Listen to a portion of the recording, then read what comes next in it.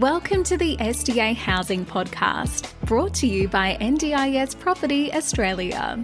Before starting this episode, we need to provide a general disclaimer. Information contained in this podcast is general in nature only. It does not take into account the objectives, financial situation, or needs of any particular person. You need to consider your financial situation and needs before making any decisions based on the information in this podcast. And you should consider seeking independent and professional advice for your personal circumstances. All right, let's begin. Good afternoon, everyone. Maddie here for the SDA Housing Podcast, which is a show that explains, highlights, guides, and brings awareness about all things specialist disability accommodation in the ever-changing NDIS world. This show is brought to you by NDIS Property Australia, and today I have Courtney with me again, and also the lovely Rania from our office.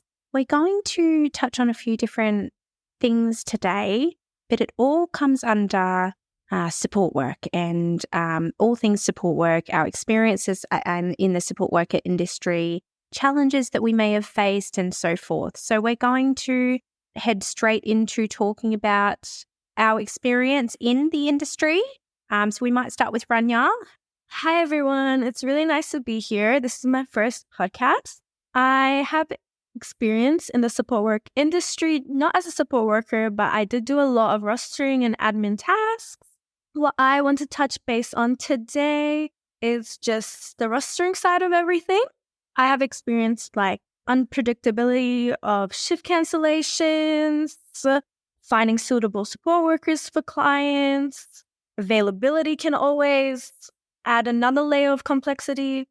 Just those basic rostering behind the scenes of rostering factors. Yeah. Courtney, did you just want to share your experience at all today? Yeah, I was a support worker for about 2 years, and I had a main focus on mental health, and I supported a lot of people with all sorts of different mental health complications. I supported people of all ages, including really young children, and I did a lot of support in community access. I helped with hospital transitions, even in supported independent living homes. It was really great getting to see people grow their confidence, experience new things, and honestly build their independence.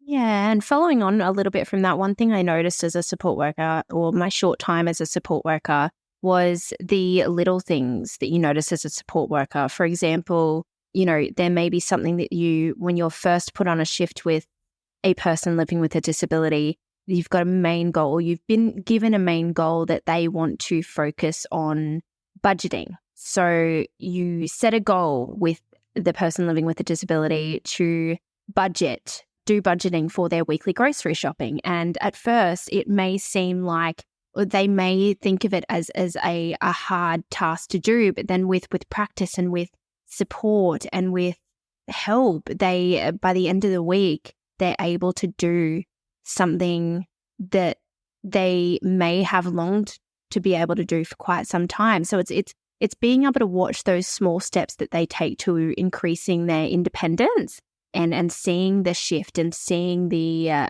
positive outlook that they may have on those small tasks just after a little bit of help.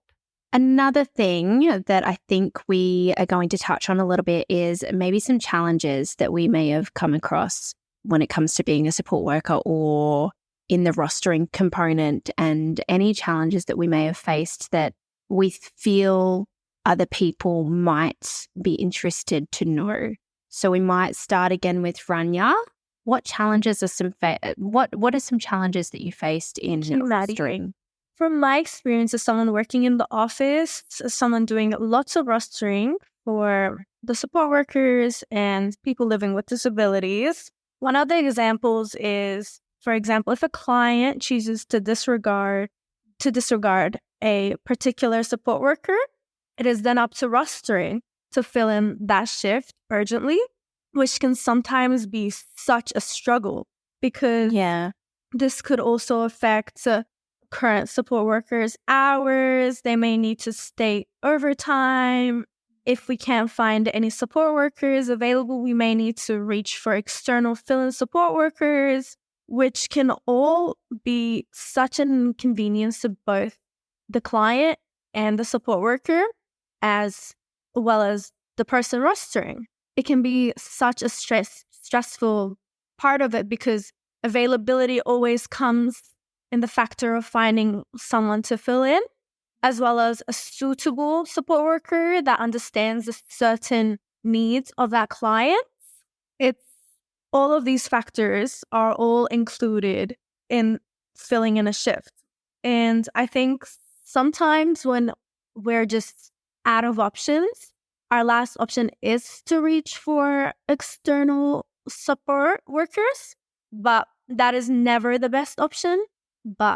And I guess sometimes sometimes it can't be helped a support worker having to cancel a shift last minute. Of course, sometimes that cannot be helped. However, it is so important to a rostering team for support workers to really try their hardest to give the rostering team as much notice as possible so that we eliminate the risk of upsetting both the client and anyone else involved, the carers.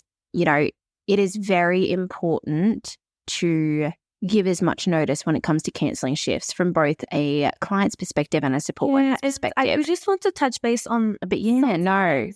We also do have the client cancelling these shifts sometimes, which can also be an inconvenience to the support worker as well because of their timetable. They may have a shift after that client that may be affected by this. Both parties can cancel shifts, which can cause a lot of stress in the background for us that need to allocate these shifts for everyone. Thank you for touching on that, Rania. I just want to, I guess, touch on one thing that I find quite frustrating. One thing that I've noticed that I get frustrated with is people assuming that persons with disabilities can't do certain things rather than assuming that they can. There are, unfortunately, people out there that just assume that these people living with a disability can't do something such as cooking. Yeah, such as cooking a meal for themselves. Just because they suffer from a disability does not mean that they can't do something. Why don't we change the way that everyone thinks? Or why can't people change their perspectives and instead of assuming that they can't, assume they can? Imagine what it's like being on the other side. Imagine someone turning to you or sitting in a doctor's appointment. Hey, sitting in a doctor's appointment as a support worker with a client, and the doctor automatically assumes that they need to speak directly to the support worker instead of speaking to the client. Assume that they have the understanding to know what you're saying and they can talk back. They've got a voice. Talk to the client. Don't talk to the support worker. If the client is not capable of having a conversation with the doctor, then the support worker will step in and say, unfortunately. Also, the person with a disability is able to turn to the support worker and ask for support in that situation if they require it. It shouldn't automatically be assumed that the support worker is there to speak and act on behalf of them, because that is unfair. That's exactly right. Exactly right. Do you have any challenges that you may have faced as a support worker? Yeah, so I've had a few different challenges over time, and a lot of the big ones that I have faced have been ones regarding clients reporting harming themselves and having to then write incident reports and do follow-ups. And yeah, there's a lot of background paperwork involved in that, as well as just trying to make sure that that person is okay and that they are going to be safe. I also, while working in a supported independent living home, I was kicked out of the house on shift by the person with the disability. And while that can happen, and it is their right to decide who they would like to support them and who they would like in their home, it did mean that this person who has 24/7 support was then left alone inside the house. And I just had to wait out the front and hope that everything that was going on in there was okay until someone could come to take over from my shift. I do have experience in a similar situation where I did have to fill in a shift, which was that exact same situation. And it could be very late at night. Usually people are asleep or unavailable. Yeah. And it's just very stressful for everyone involved because the person who has been kicked out doesn't know what's going on. The person who's arriving on shift also doesn't know what's going on inside. It's a very sticky situation to try and navigate through, not only for, support workers themselves and the rostering team and the client themselves, but, there's a lot of different elements that go into it. Yeah, and sometimes it's really hard to navigate through a situation like that.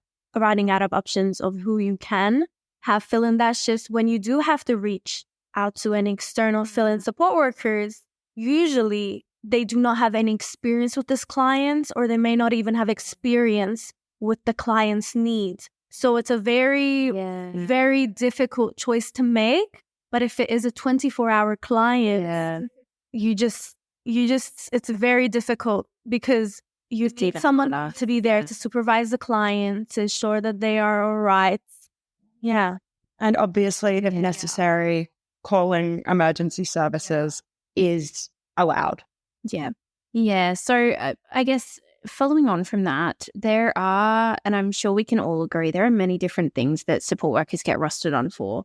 There's things such as personal care assistance. It might be mobility assistance, medication management, help with meal preparation, household chores, community participation, taking them out into the community to do, whether that may be group activities in a group environment, or maybe they want to go to the movies, taking them out to the movies, anything community-based under community participation. Emotional support as well, just purely providing companionship and emotional support is very important for people living with disabilities.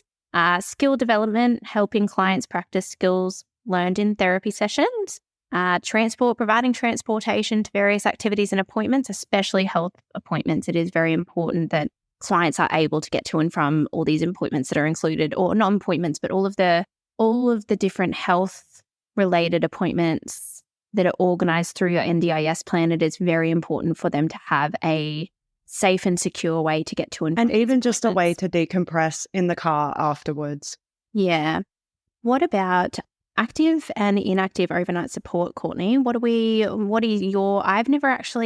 I've never done an overnight support shift, but I think you may have. Yeah, so I've done a fair few inactive overnight shifts.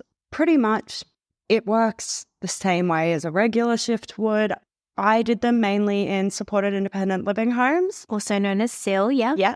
So I would arrive on shift.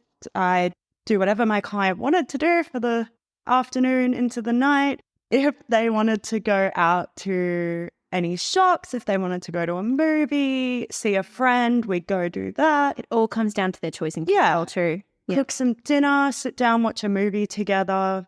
And then depending on what time the client would go to bed and what time the overnight shift started, you would then be able to go to sleep for a certain period of that shift in an inactive overnight. Mm-hmm. For active overnights, it is a bit different, and you are required to be awake during that. Even in inactive overnight shifts, you are required to wake up if the participant needs you at any point during the night. Yeah. And look, inactive overnight shifts, they usually last 8 hours, don't they? Yeah, it's about that. It's anywhere from 10 p.m. to 6 a.m., isn't it? Sometimes it can vary, but they should all last 8 hours. All right. What experiences have we got in losing a client due to them, choosing to disengage with you as a support worker? How does that make us feel? Does that, I guess, in my experience, I guess it sort of makes you sit back and reflect upon everything that you did and sort of look at it and review what you could have done better. It does make you feel like you've let the person living with a disability down. Would you say that that's how you feel? Yeah. I think it's also that if you are working with someone with a disability, for your clients, you have had them for a long period of time, you do create a bonds and you may get attached. And it's just such a change letting go of someone that you've been seeing practically several times a week. And that can affect someone extremely. Yeah. You definitely do build relationships with your client that when they either stop their service or whatever happens in that situation, it is hard because, you have been seeing them at least once a week or multiple times a week, and you've seen so much growth and you've learned things together. Like, you've experienced new things with them. I think as a support worker, you do need to understand it's nothing really that you're doing. Sometimes it can just be clients transition to a different care setting. Or your availability. Maybe your availability doesn't align with what the client is needing. Maybe they need someone who can do weekends and you can't. You're not available on weekends. It could come down to a mixture of a bunch of different things. It is not always personal, and at the end of the day, it is the client's choice and control. Yeah. So, and it's unpredictable. Like, you can't predict things like that happening. So I've also had situations where clients' funding doesn't come through or it doesn't get renewed. And that's really hard because knowing that they need that support and they can no longer access it is really hard on everyone involved. I've experienced so much of those, and it's honestly very upsetting. Well, it's heartbreaking because as that one-on-one person that has spent so much time with that client, that they need that support. And it's crucial for them to keep building on their independence. But if their funding is cut or they have exhausted their funding or anything has happened, then they're left without support. And it breaks your heart as a support worker. It really does, because you can see that they rely heavily on a support worker. And then the minute the funding has been exhausted, you can't do anything, Support workers are such a crucial part. They are in the industry. And I think that taking the emotional aspect as well, it's so deep that we all need to understand. And support workers are a crucial part in helping clients achieve their goals in their NDIS plan as well. Yeah. Look, I think we've spoken about many things today. It was really lovely to have you girls here with me today. Thank you for coming along. Thank you. And I hope you guys have a great week. We will chat again later. Thank you, guys. Thanks everyone for listening in. We hope you enjoyed this episode. Please make sure you are subscribed and following us so you can keep in the loop with all of our upcoming episodes. We would really appreciate it if you could leave us a 5-star rating, a written review, and to share this podcast with those that could benefit. Until next time, catch you on the next episode.